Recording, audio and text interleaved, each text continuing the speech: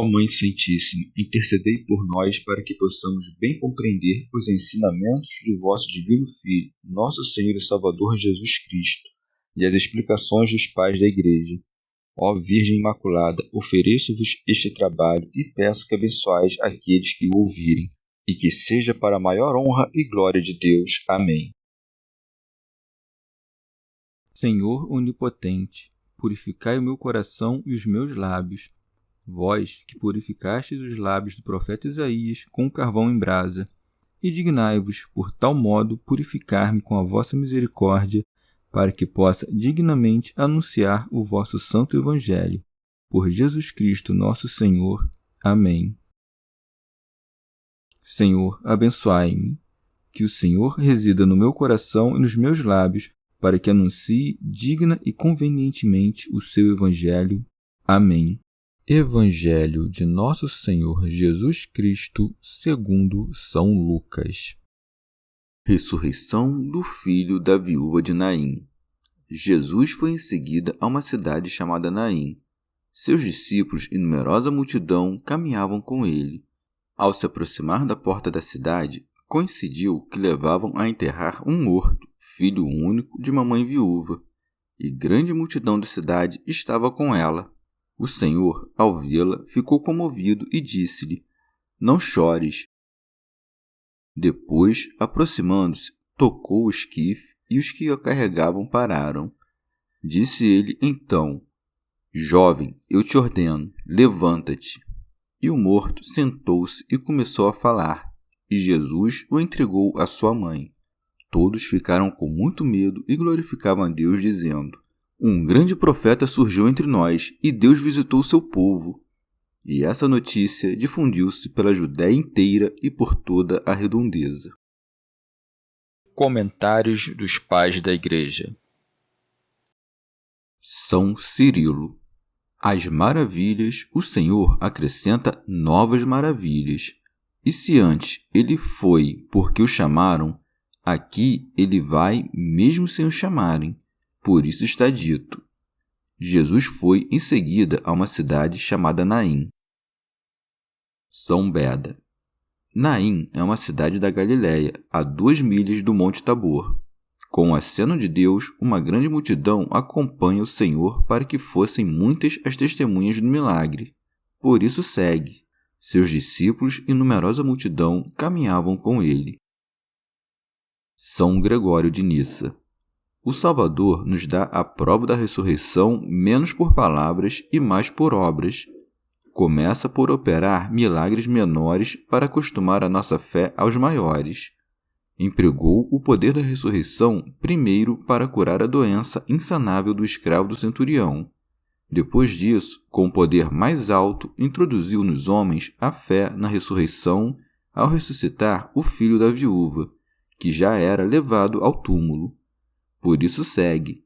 Ao se aproximar da porta da cidade, coincidiu que levavam a enterrar um morto, filho único de mãe viúva.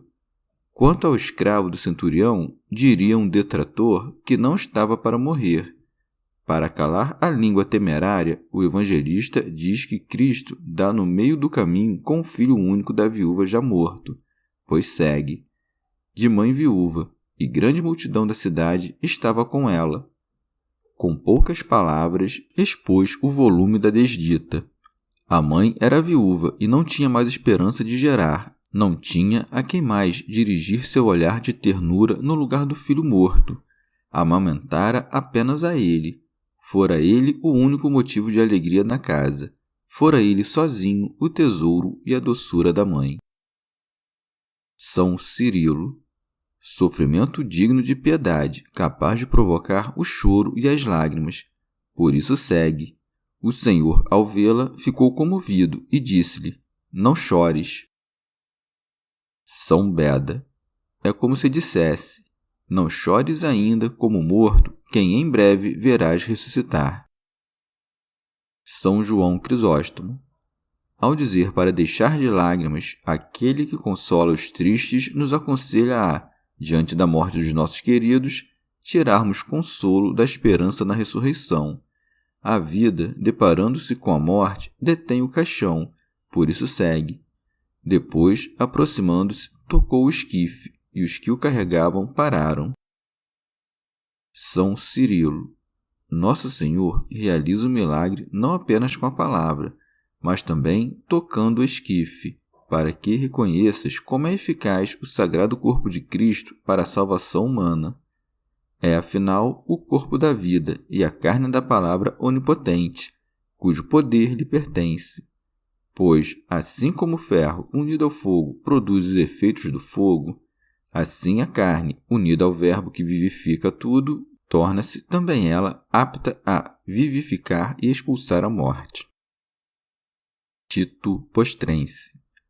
Não é o Salvador semelhante a Elias, que chorava o filho da mulher de Sarepta, nem como Eliseu, que encostou o próprio corpo ao do falecido, nem como Pedro, que orou por Tábita. Ele é o que chama os que não são como se fossem, que se dirige aos mortos como se estivessem vivos. Por isso segue. Disse ele então: Jovem, eu te ordeno, levanta-te. São Gregório de Nissa. Ao dizer jovem, referiu-se à flor da idade, que produz a primeira lanugem. Esse rapaz, ainda há pouco tenro aos olhos da mãe e que em breve haveria de aspirar ao dia dos seus esponsais, era o rebento da sua linhagem, o ramo da sucessão, o cajado da sua velhice. Tito Postrense. Sem nenhuma hesitação, levantou-se o rapaz assim que recebeu a ordem. É que o poder divino é irresistível e opera sem nenhuma demora, sem nenhuma necessidade de insistência. Por isso segue. E o morto sentou-se e começou a falar, e Jesus o entregou à sua mãe. Esses são os sinais da verdadeira ressurreição, pois o corpo sem alma não pode falar, e a mulher não levaria para casa seu filho inanimado. São Beda. Quão belamente o evangelista testemunha a comiseração do Senhor pela mãe e a ressurreição que ele opera no filho. De um lado, dá-nos o exemplo da piedade que devemos imitar. Do outro, edifica em nós a fé no poder que devemos admirar. Por isso segue. Todos ficaram com muito medo e glorificaram a Deus, dizendo: Um grande profeta surgiu entre nós e Deus visitou o seu povo. São Cirilo. Este grande prodígio se fez em meio a um povo insensível e ingrato. Com efeito, passado pouco tempo, já não o consideravam profeta, nem que ele servia ao bem do povo. Todavia, a nenhum habitante da Judéia passou despercebido este milagre, por isso segue.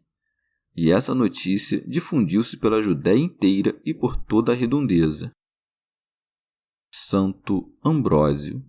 É útil dizer que são relatadas 7 ressurreições antes da ressurreição do Senhor. A primeira é a do filho da mulher de Sarepta, a segunda do filho da Sunamita, a terceira produzida pelo contato com os restos mortais de Eliseu, a quarta realizada em Naim, a quinta da filha do chefe da sinagoga, a sexta de Lázaro, a sétima na paixão de Cristo, pois muitos corpos então se levantaram. A oitava é de Cristo mesmo, que desde então não conheceu mais a morte, em sinal de que a comum ressurreição, que virá na oitava era, não será mais anulada pela morte, mas permanecerá indissolúvel. São Beda. O falecido, levado sob os olhares de muitos para fora dos portões da cidade, representa o homem entorpecido pelo letal enterro dos seus pecados e que já não esconde a morte da sua alma no covil do coração, mas a deixa conhecer a muitos por suas palavras e feitos, que são como que as portas da cidade, pois cada sentido corpóreo, penso, é um portão da cidade. Bem, se conta que este rapaz era o filho único de sua mãe, porque a mãe igreja, ainda que composta da reunião de muitas pessoas, é uma só. Que a igreja é viúva, ademais, reconhece-o cada alma quando lembra que foi redimida pela morte do Senhor. Santo Ambrósio. Esta viúva, rodeada de uma multidão do povo, aos meus olhos, é mais que uma mulher. É alguém que, por suas lágrimas, mereceu obter a ressurreição do seu filho único, chamando-o da pompa funerária de volta à vida, e por isso é proibido de chorar por alguém a quem a ressurreição estava reservada. São Beda. Com isto se desmancha o erro de novato que, querendo abolir a purificação dos penitentes, nega que a nossa Mãe Igreja, quando chora a morte espiritual dos seus filhos, deva sentir-se consolada pela esperança da restituição da vida. Santo Ambrósio. Este morto era levado em seu caixão pelos 4 elementos materiais, mas havia a esperança de que ele voltasse a se levantar, porque era carregado na madeira, que, embora antes não nos valesse de nada, depois que Cristo a tocou, passou a ser de proveito à vida, sinal de que a salvação nos haveria de ser dada através da cruz, pois no fundo jazemos mortos, quer nos ferva o fogo da cupidez imoderada, quer nos imunde um humor frio e o vigor dos nossos corpos seja embotado pelo estado inerte das nossas almas. São Beda. Ou ainda, o caixão em que o morto vai sendo levado é a consciência trepidante do pecador desesperado. Os que o levam ao sepulcro são ou os desejos imundos ou as lisonjas dos companheiros, que ao toque do Senhor sobre o caixão pararam, porque a consciência, tocada pelo temor do juízo do alto, a miúde reprime os prazeres carnais, cala os que adulam com injustiça, volta a si mesma e responde ao chamado à vida do Senhor. Santo Ambrósio. Se o pecado, portanto, é grave e não o podes lavar pelas lágrimas do teu arrependimento, recorre ao choro da Mãe Igreja, à assistência da multidão dos fiéis. Já levantarás do teu caixão, falarás palavras de vida, todos se assustarão e, pelo exemplo de um só, todos se corrigirão e louvarão a Deus que nos mimoseia com tantos remédios contra a morte. São Beda. Deus visitou seu povo não apenas uma vez ao encarnar seu Verbo, mas todas as vezes que o manda aos corações. Teofilacto Diócrida. Pela pessoa da viúva, podes ainda entender a alma que perdeu o seu varão, quer dizer, que perdeu a palavra divina. O filho, afinal, é o intelecto, que é levado para fora da cidade dos viventes. O caixão é o corpo dele, a que alguns chamaram sepulcro. Porém, o Senhor, ao tocá-lo, levanta-o, devolve-lhe o vigor da juventude e o rapaz, erguendo-se do pecado, passa a falar e ensinar os outros. Com efeito, antes não lhe acreditariam. Chegamos ao fim de mais um dia de comentários da Catena Áurea. Muito obrigado por ficarem até aqui, que Nossa Senhora derrame suas graças sobre nós e até amanhã.